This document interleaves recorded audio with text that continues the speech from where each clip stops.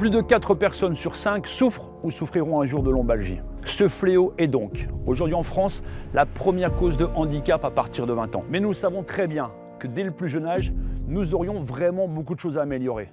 Mais ça, c'est vraiment une autre histoire. Que vous connaissiez ou non des personnes qui en souffrent, alors ces 2 minutes vous concernent. Je m'appelle Manu, j'ai 46 ans et j'enseigne les activités physiques depuis déjà quelques années. Ce qui m'intéresse et maintenant qui vous intéresse, c'est la longévité. Que vous soyez manutentionnaire, artisan ou bien chauffeur, que vous travaillez dans le milieu médical en tant qu'infirmier, infirmière, aide-soignante, ambulancier, que vous soyez derrière un bureau sédentaire et même sportif, aucune profession n'est épargnée, tout le monde est touché.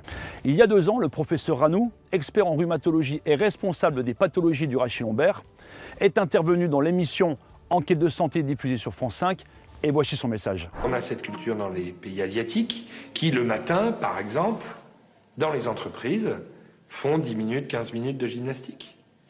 Eh bien, je pense que ce genre de choses, et notamment d'amener l'activité physique sur le lieu de travail, est probablement une des clés pour résoudre le problème de la lombalgie chronique au travail. Nous savons donc depuis des années que l'activité physique contribue à réduire les problèmes de dos.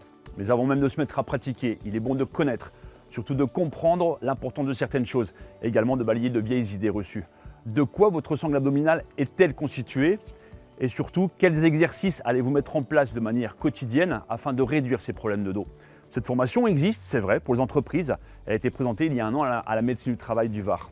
Nous voulons aujourd'hui la partager avec vous et ainsi vous apporter toutes les réponses aux questions que l'on s'est posées. Alors, pourquoi le financement participatif? Vous aurez à votre disposition une dizaine de vidéos que vous pourrez bien sûr visionner à votre rythme.